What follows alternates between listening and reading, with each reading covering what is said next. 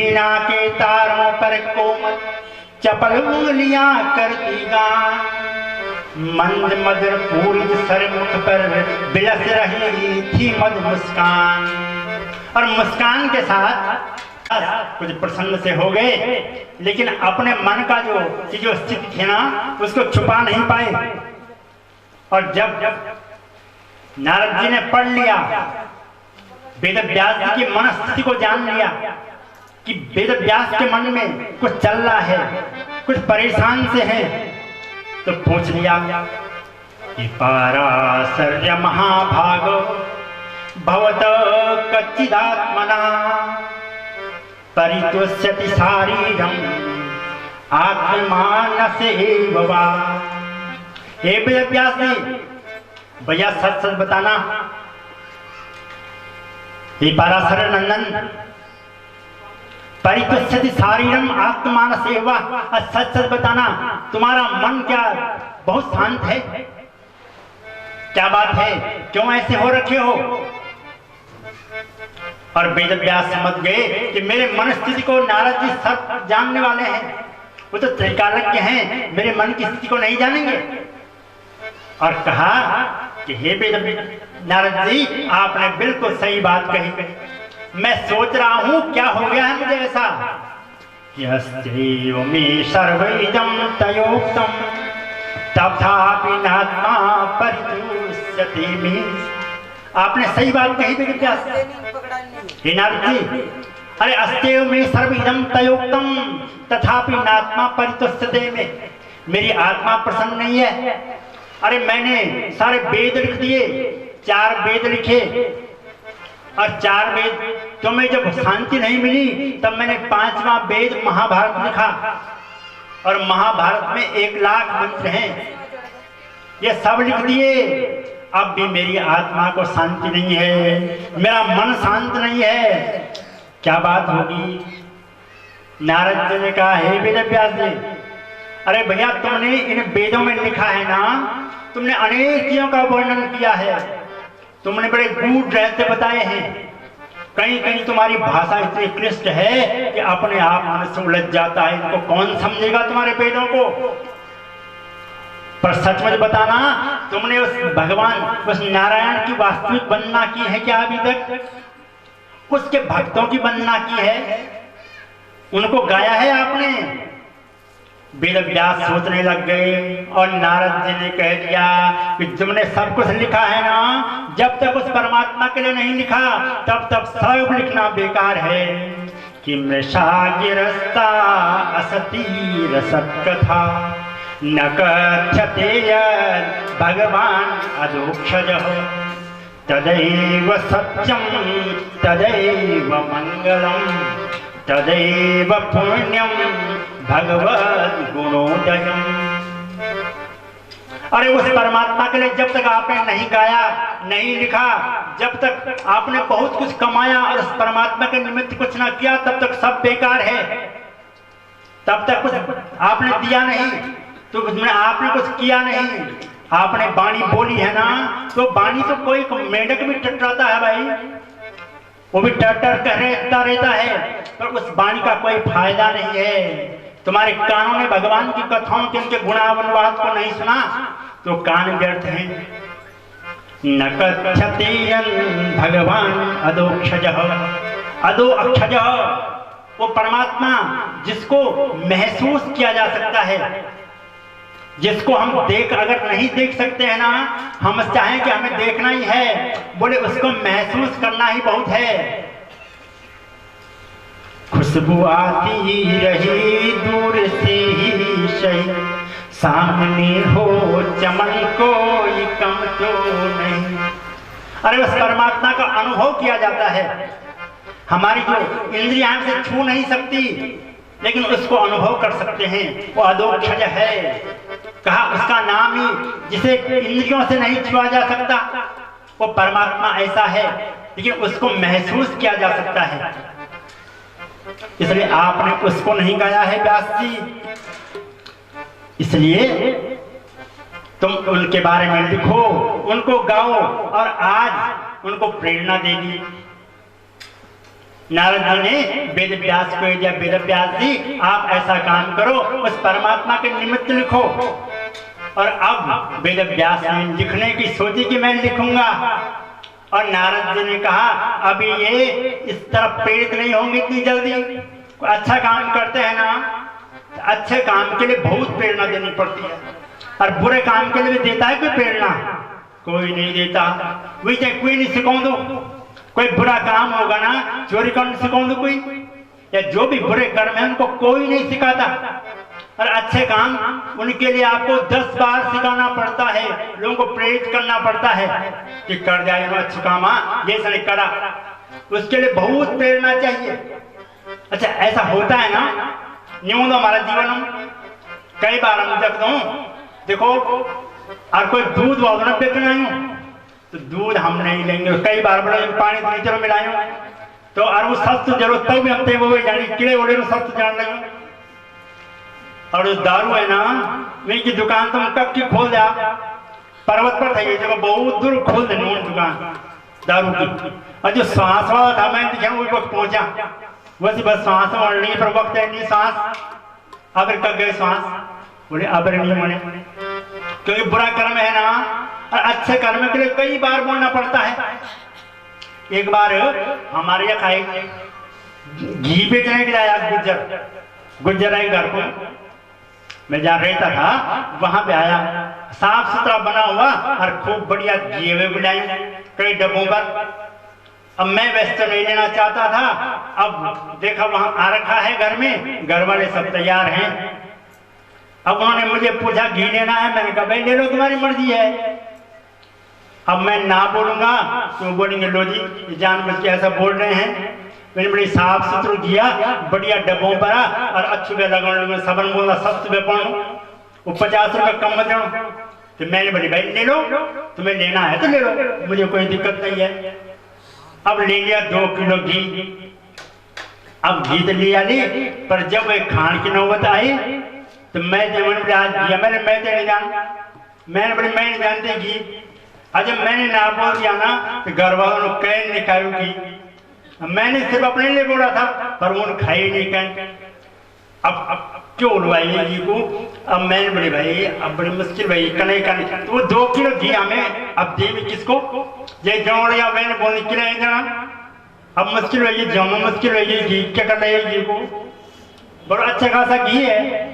कहने का मतलब मेरा यह है कि अच्छे काम के लिए प्रेरणा चाहिए, और बुरे काम उसको कोई नहीं सिखाता है, उसको नहीं सिखाना पड़ता है। बच्चों को अच्छे संस्कार देने के लिए कई बार गोचर प्रदान की प्रणाम कर और निकल तो वो जान लगे, बड़ा हो गया वो नहीं सिखाई ना, वो निकल कहते प्रणाम, और काम में नहीं अच्छा करने वो, उसको कई बार माँ बाप बोलते रहते हैं करी क्यों, क्योंकि कहीं बुरे लाइन में न चला जाए।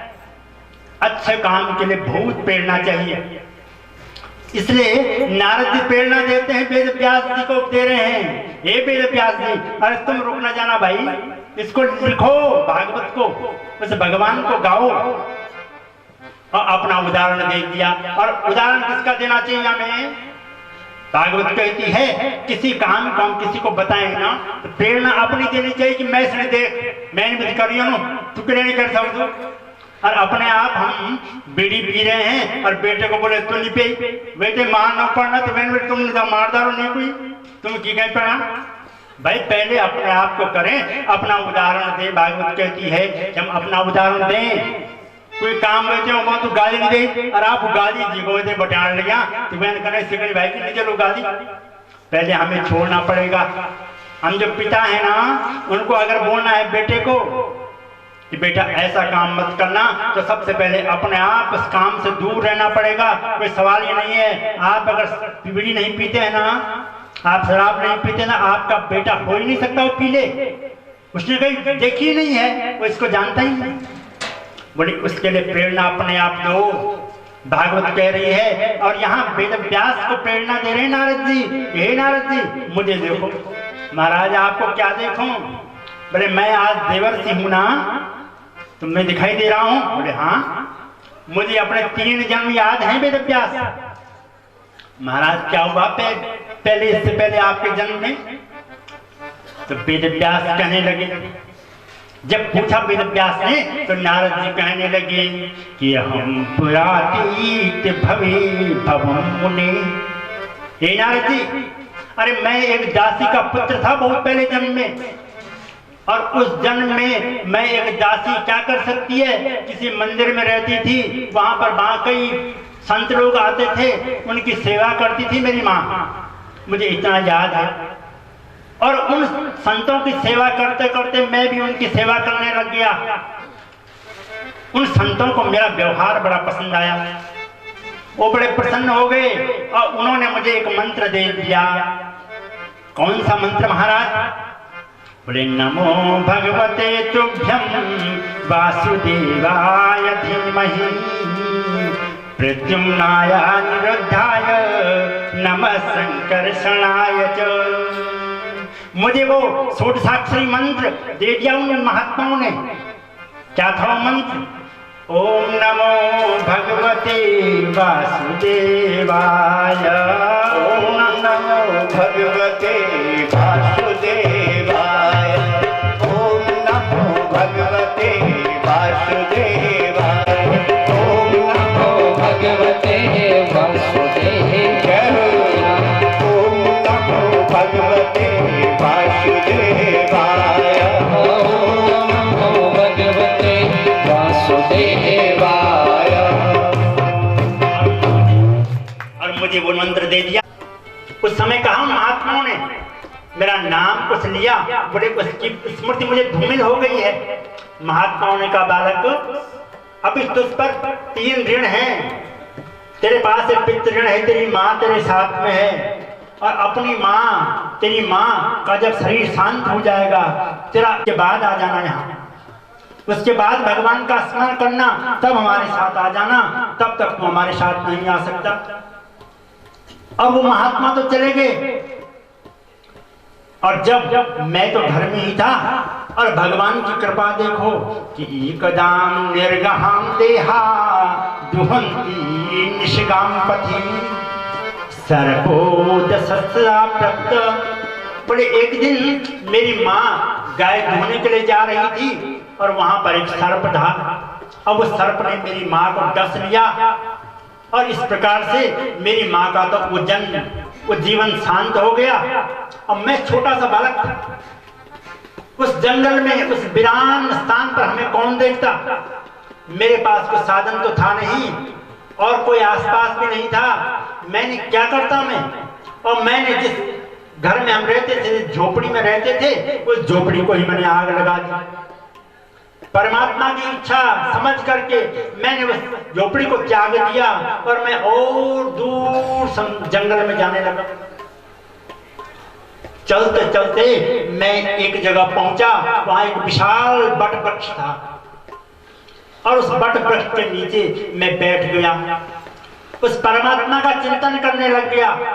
उन महात्माओं ने मुझे बताया था, ये मंत्र मैं जपता रहा, और मेरा न जाने कब ध्यान लग गया।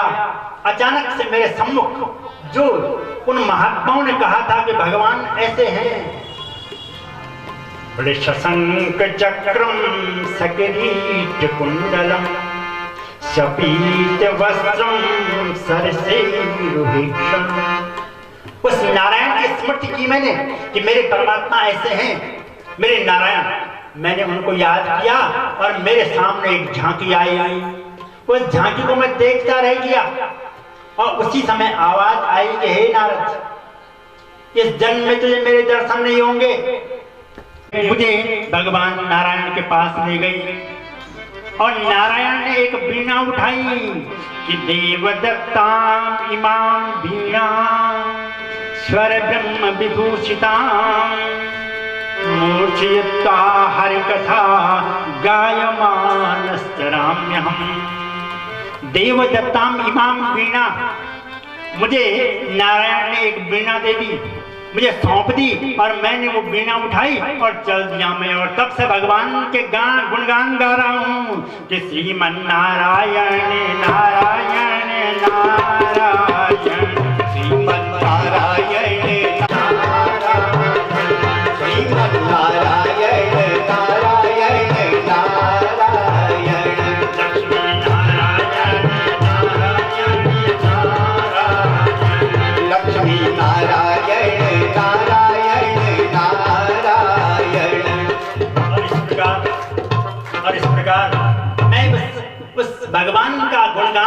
अफसोस कर रहा हूं वेद व्यास जी।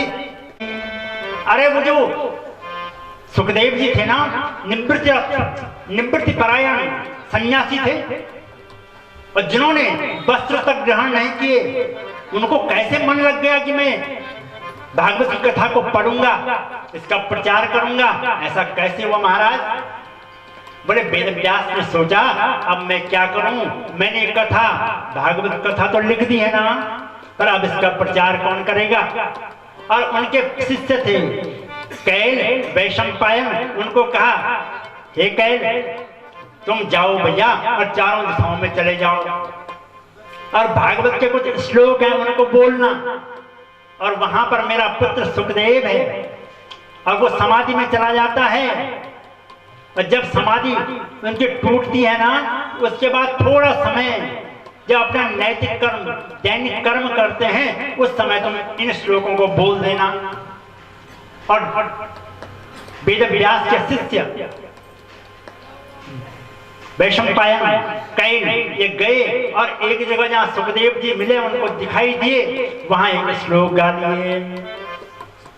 बड़े भगवान कैसे हैं मेरे परमात्मा, क्योंकि वो निराकार का चिंतन करते हैं सुखदेव जी महाराज, और इन्होंने सोचा हमारे भगवान तो साकार हैं, मेरे नारायण तो बड़े सुंदर हैं, और जब हम किसी को देखते हैं ना तो हमें रूप भी सुंदर चाहिए। सबसे पहले भगवान के रूप माधुरी का वर्णन कर दिया कि सबसे पहले आदमी किसी को देखता है ना, उसके रूप को देखता है भाई, तभी तुम दो कि पहली मैं प्रभावित वाला ना, बड़े मेरे वस्त्रों को देखकर प्रभावित होंगे। और रूप तो मनुष्यों का सुंदर ही चाहिए, लोग तो गोरु भैंसों को भी रूप देखदान, भैंस लेने वाले जो व्यापारी होते हैं ना, मुझे नहीं देखता कि भैंस दूध करते थे लोग, कहते दान मेरे बड़े का सिंह भी ठीक हो, पूछ भी ठीक हो, दिखना ठीक हो भाई, तो मनुष्यों को तो रूप देखने और मेरा परमात्मा को तो निश्चित है बहुत सुंदर रूप है। कैसा रूप है उनका कि बरहा पीडम नटवर बपू कर्णयो कर्णिकारम बिभ्रवास कनक कपिशम वैजयंती चमालां रंध्रान् वीणोरधरशुजयान् पूरयन् गोपवृन्दै बृन्दारण्यं सपदि रमणं प्राविशन् गीतकीर्तिः। बरहापीडम्, इन शिष्यों ने जो वर्णन किया ना भगवान के रूप का, कहा बरहापीडम, मेरे नारायण बड़े सुंदर लग रहे हैं। दसम स्कंद का श्लोक बोल दिया, एक श्लोक बरहापीडम। भगवान जब बाल बालों के साथ वृंदावन में प्रवेश कर रहे हैं तो भगवान ने मोर पंख का मुकुट लगा रखा है, बड़ा सुंदर भगवान का रूप लग रहा है, जैसे कोई नाटककार नाटक करने जा रहा हो, बड़ा सुंदर सा रूप बना रखा है। और कर्णयो कर्णिकारम, कान पर एक कनेर का फूल रखा हुआ है और उसको दोनों कानों में कभी यहाँ रख देते हैं कभी यहाँ रख लेते हैं, और वो छवि कितना सुंदर, चटकीले मटकीले सौंदर्य निधि, इतना सुंदर रूप है मेरे नारायण का। उस रूप का जब वर्णन किया ना तो सुखदेव जी ठहर गए, रुक गए, सोचने लग गए भगवान ऐसे हैं क्या, इतने सुंदर हैं भगवान। तो रूप पर मोहित हो गए और फिर सोचने लगे यार मैं उस भगवान का चिंतन तो करूंगा, उनका रूप तो सुंदर है, पर वो तो छोटे बालक है और बालक को रिझाना बड़ा मुश्किल हो जाता है। कभी रोने लगे तो चुप नहीं हो, और कभी परेशान कर देना परेशान, मैं इसको कैसे मनाऊंगा, कहां से लाऊंगा उसको खाने के लिए ऐसी चीजें। मेरे नारायण तो ऐसे हैं। जो ऐसे सोचने लग गए तो तब तक उन्होंने दूसरा श्लोक बोल दिया और भगवान के स्वभाव का भी वर्णन कर दिया। बोले वो देखने में ही सुंदर नहीं है, कोई देखने में सुंदर होना उसका प्रभाव हमें कुछ देर तक होता है ना, अब चाहिए क्या हमें, बोले स्वभाव सुंदर होना चाहिए। नौन देखने जाना तो पहले रूप ही देखना ना, स्वभाव को भी देखने लगे कन्या, पर क्यों देखते हैं उसका रूप। भैया कहा कि जो सुंदरता है ना वो अंत की अभिव्यक्ति है, बोले हो सकता है जो देखने में सुंदर हो उसका स्वभाव भी सुंदर हो।